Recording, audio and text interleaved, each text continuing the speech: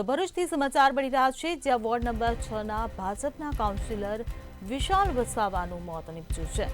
મકાનની છત ધરાશાયી થતા ગંભીર ઇજાના પગલે મોત નીપજ્યું છે। તો વિશાલ વસાવાના પત્નીને ઇજા પહોંચતા સારવાર અર્થે ખસેડાયા છે।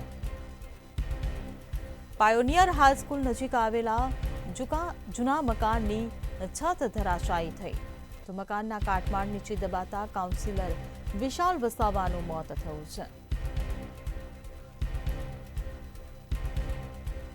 સંવાદદાતા જપન શાહ આપણી સાથે ફોનલાઈન પર જોડાઈ ગયા છે। જે જપન, ભાજપના કાઉન્સિલરનું મોત નીપજ્યું છે, મકાનની છત ધરાશાયી થઈ હતી, વધુ શું વિગતો?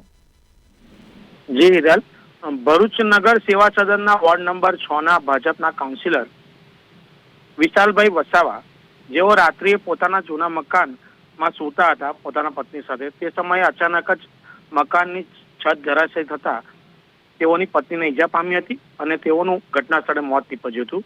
ત્યારબાદ નગરપાલિકાના ફાયર ફાઈટરને બોલાવી ફાયર ફાઈટરની ટીમ દ્વારા તેઓના મૃતદેહને બહાર કાઢી પીએમ કરવા અર્થે હોસ્પિટલ ખસેડ્યા હતા। તેઓની પત્ની હાલ હોસ્પિટલ સ્ટેબલ છે અને આ ઘટનાની જાણ થતાની સાથે જ ભરૂચ જિલ્લા ભાજપના જિલ્લા પ્રમુખ પ્રકાશ મોદી સહિતના આગેવાનો હોસ્પિટલ આવી પહોંચ્યા હતા।